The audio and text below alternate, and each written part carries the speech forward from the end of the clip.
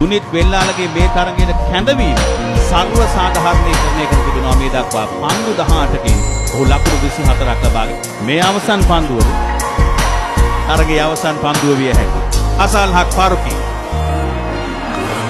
ඔහුගේ පන්දුව යොමු කරනවා සමග ඉහළින් පන්දුව ඇදීනේ ලකුණු 6ක් විය යුතුයි. රෂීද් ඛාන්ගේ අතේ වැඩි පන්දුව ඇදීන ආකාරය අපි බලමු දෙවන විනිසුරුට යොමු කරයිද. ඒ වගේම රෂීද් ඛාන්ගෙන් පොඩි ආධාරයක් ලැබුණා පන්දු අතේ වැදිලා 6 සීමාව පසු කරගෙන ඉතින් ශ්‍රී ලංකා කණ්ඩායම නිසාම හොඳ 6 ලකුණු 6ක් තාමත් මනමින් ක්‍රියාත්මක වෙනවා දුනිත් වෙල්ලාලගේ තමා මේ තරගයට කැඳවීමට ගත් තීරණය සර්ව සාධාරණීකරණය කරන මේ අතේ වැඩි පන්දුව 4 සීමාවට එපිටට පන්දුව පත්වන්නේ පන්දුව ලබා ගන්නවා දැන් ඉලක්කය තුනකින් ලකුණු 6ක් අවස්ථාව ලැබෙන්නේ අසලංකට.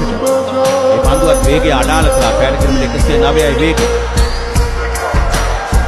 තරගයේ අවසන් පන්දුව විය හැකියි. මෙන්න තීරණාත්මක පන්දුවක් අසල් හක් ෆාරුකි. මෙන්න ඉහළින් පහර එල්ල කරනවා මා සඳහන් කළ අවසන් පන්දුව විය හැකියි කියා. එය අවසන් පන්දුව බවට පත් කරමින් චරිත් අසලංක විශිෂ්ට 6 පහරක් එල්ල කරනවා සමගම ඇෆ්ගනිස්තාන් කණ්ඩායම පරාජයට පත් කරමින් පල්ලෙකලේ ජාත්‍යන්තර ක්‍රිකට් ක්‍රීඩා පිටියේ අති විශිෂ්ට ජයග්‍රහණයක් ලබා ගන්නවා ශ්‍රී ලංකා කණ්ඩායම.